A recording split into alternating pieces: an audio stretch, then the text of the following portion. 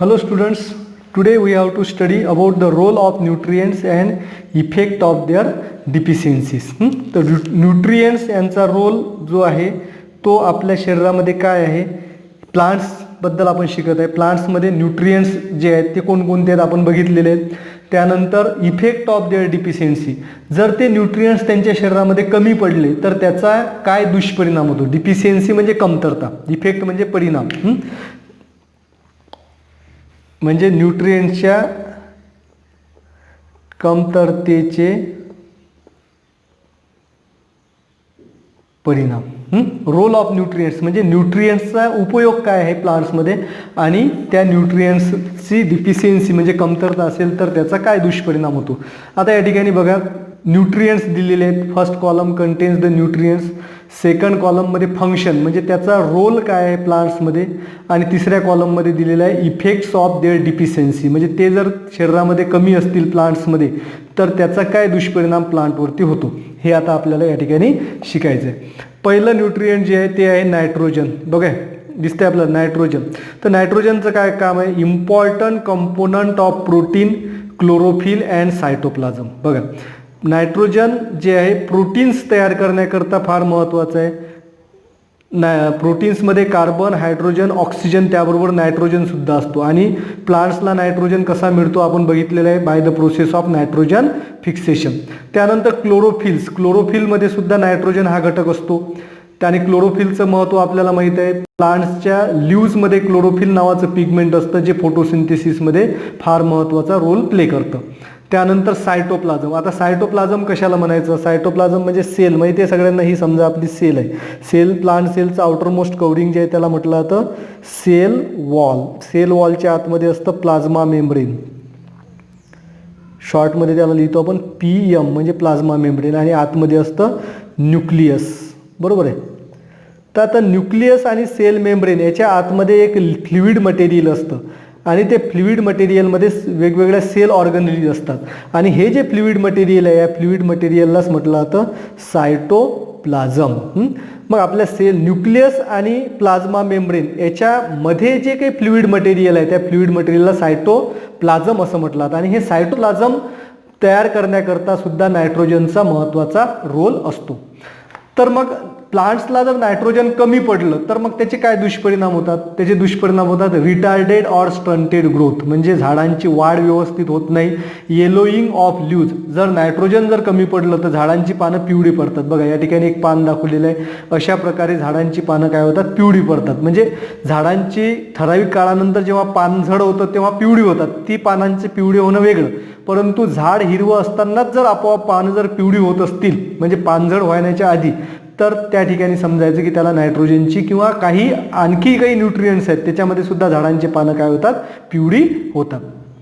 आता दुसरं न्यूट्रिएंट दिलेलं आहे या ठिकाणी फॉस्फोरस. बघा फॉस्फोरससुद्धा, phosphorus, potassium, magnesium, iron, manganese आणि झिंक हे सगळे मायक्रो न्यूट्रिएंट्स आहेत. दोन प्रकारचे न्यूट्रिएंट बघितले होते आपण, मायक्रो न्यूट्रिएंट्स आणि मॅक्रो न्यूट्रिएंट्स. प्रोटीन, कार्बोहायड्रेट्स जे आहेत, फॅट्स हे मॅक्रो न्यूट्रिएंट्स आहेत आणि हे बाकी सगळे मायक्रो न्यूट्रिएंट्समध्ये यांचा समावेश होतो. मिनरल्समध्ये फॉस्फरस मिनरल्स आहे.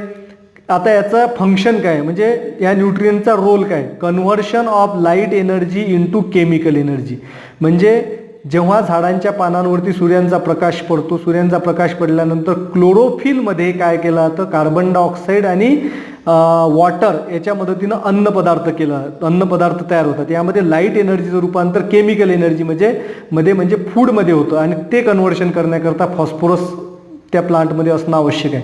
त्यानंतर फॉस्फोरस जर कमी पडलं तर त्याचे दुष्परिणाम काय होतात, अर्ली लीव्स फॉल म्हणजे झाडांची पानं जी आहेत ती लवकर गळतात, जेव्हा गळायला पाहिजे त्याच्या आधीच गळतात. लेट फ्लावरिंग, झाडांना फुलं खूप उशिरा येतात.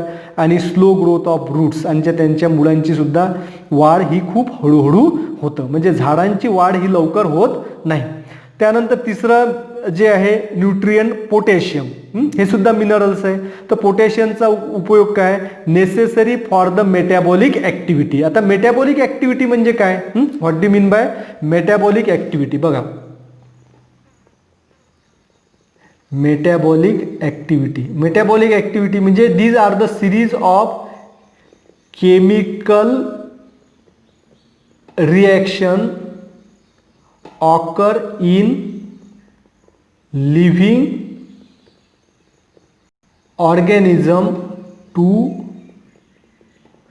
Sustain life. म्हणजे कोणताही सजीव जिवंत राहण्याकरता त्यांच्या शरीरामध्ये ज्या काही केमिकल रिॲक्शन होतात त्या सगळ्या केमिकल रिॲक्शन्स म्हणजे metabolic activity. And these are the metabolic activity due to which any organism response to the environment. आपल्या ऑर्गॅनिझमचा एन्व्हायरमेंटसोबत जो संबंध येतो ह्या सगळा कशामुळे येतो? मेटाबॉलिक ॲक्टिव्हिटीचे दोन प्रकार पडतात. एक आहे ॲनाबॉलिक ॲक्टिव्हिटी आणि दुसरी आहे कॅटाबॉलिक ॲक्टिव्हिटी. आता ॲनाबॉलिक ॲक्टिव्हिटी म्हणजे काय होतं? In anabolic activity complex molecules are form from simple one. म्हणजे सिम्पल मॉलिक्युल्सपासून कॉम्प्लेक्स मॉलिक्यूल तयार होतो. For example photosynthesis. बघा आता फोटोसिंथेसिसमध्ये काय होतं? फोटोसिंथेसिसमध्ये सिम्पल मॉलिक्युल्स म्हणजे कार्बन डायऑक्साईड आणि वॉटरपासून कार्बोहायड्रेट तयार होतात आणि कार्बोहायड्रेट हे कॉम्प्लेक्स मॉलिक्यूल आहे. आणि कॅटाबॉलिक ॲक्टिव्हिटीमध्ये काय होतात? Simple molecules are form from complex one. म्हणजे याच्या विरुद्ध कॉम्प्लेक्स मॉलिक्यूलपासून सिम्पल मॉलिक्यूल. फॉर एक्झाम्पल याचं जर एक्झाम्पल झालं तर रेस्पिरेशन. आता रेस्पिरेशनमध्ये काय होतं? तर कार्बोहायड्रेट जे आहे त्याचं ब्रेकडाऊन होतं आणि ब्रेकडाऊन झाल्यामुळे वॉटर, कार्बन डायऑक्साईड आणि त्या ठिकाणी एनर्जी तयार होतं. म्हणजे कॅटाबॉलिक ॲक्टिव्हिटीमध्ये एनर्जी तयार होतं आणि एनर्जी तयार करण्याकरता जे मॉलिक्यूल्स लागतात ते मॉलिक्यूल्स आपल्याला ॲनाबॉलिक ॲक्टिव्हिटीमध्ये तयार होतात. आलं लक्षात? मग मेटाबॉलिक ॲक्टिव्हिटीज जे आहेत त्या मेटाबॉलिक ॲक्टिव्हिटीज होण्याकरता पोटॅशियम हे प्लांट्समध्ये असणं आवश्यक आहे. मग पोटॅशियम नसेल तर काय होतील? सगळ्या मेटाबॉलिक ॲक्टिव्हिटीज थांबतील. विकनिंग ऑफ स्टेम, झाडाचं खोड जे आहे ते वीक राहील, कमजोर राहील. विल्टिंग ऑफ लीव्ज, विल्ट म्हणजे झाडांची पानं जे आहेत ते सुकून जातात. पानं सुकणे म्हणजे विल्टिंग. त्यानंतर failure of production of carbohydrates, आणि कार्बोहायड्रेटसुद्धा त्या ठिकाणी तयार होणार नाही. म्हणजे फोटोसिंथेसिसची प्रोसेस व्यवस्थित होणार नाही. त्यानंतर आहे मॅग्नेशियम. मॅग्नेशियम हे सुद्धा मिनरल्स आहे. Magnesium is very essential for the production of chlorophyll. Chlorophyll तयार होण्याकरता मॅग्नेशियम लागतं आणि क्लोरोफिलचं महत्त्व आपल्याला माहिती आहे. It requires for the photosynthesis. आता फोटोसिंथेसिस झालं नाही तर त्याचे दुष्परिणाम काय होतील? मग मॅग्नेशियमची जर कमतरता असेल तर काय होईल? Slow or retarded growth. म्हणजे झाडांची वाढ जी आहे ही व्यवस्थित होणार नाही, स्लो होईल. येलोईंग ऑफ लीव्ज, झाडांची पानं काय होतील? पिवळी पडतील. जसं मगाशी तुम्हाला दाखवलं होतं अशा प्रकारे पिवळी पडतील. त्यानंतर नेक्स्ट आहे ion. Ion is also essential for the production of chlorophyll. Chlorophyll तयार होण्याकरता सुद्धा आयन लागतं. जसं आता क्लोरोफिल तयार होण्याकरता आपण आतापर्यंत बघितलेलं नायट्रोजन, पोटॅशियम, मॅग्नेशियम आणि त्याचबरोबर आयन सुद्धा लागतं. आणि ते जर कमी असेल तर देअर ऑकर येलोईंग ऑफ लीव्ज, झाडांची पानं पिवळी होतात आयन जर कमी असेल तर. मग manganese is required for the production of main plant hormone. प्लांटचे जे मेन हार्मोन्स आहेत ज्याच्यामध्ये ग्रोथ हार्मोन सुद्धा आहे तर हे हार्मोन्स तयार होण्याकरता मॅंगनीजची गरज असतं. आणि मॅंगनीज जर कमी असेल तर काय होईल? Retarded growth. कारण ग्रोथ हार्मोन तुम्हाला सांगितलेलं आहे ते हार्मोनच जर तयार झालं नाही तर झाडांची वाढ होत नाही.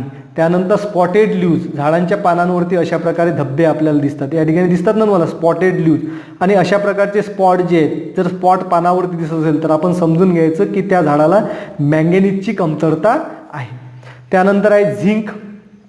झिंकसुद्धा हार्मोन्स करता आवश्यक आहे आणि त्याचे इंटरमिडिएट घटक म्हणजे हार्मोन्स तयार करण्याकरता जे घटक पदार्थ लागतात ते सुद्धा तयार होण्याकरता झिंकची गरज असतं. ते झिंक जर कमी असेल प्लांटमध्ये तर ते काय होतं की रिटार्डेड ग्रोथ, झाडांची वाढ व्यवस्थित होत नाही आणि येलोईंग ऑफ लीव्ज, आणि झाडांची पानं सुद्धा काय होतात? पिवळी होतात. तर you have studied the role of nutrients and effect and their deficiency. मग आता हे सगळे न्यूट्रियंट जे आहेत याची जर कमतरता असेल मग अशा प्रकारचे आजार होतात. मग हे होऊ नये मग ती कमतरता कशी भरून काढल्या जातं?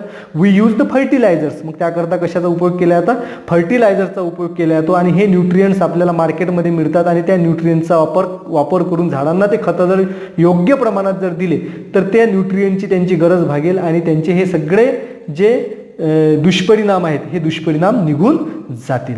Thanks for watching the video. Don't forget to subscribe the channel and like the video. Thank you.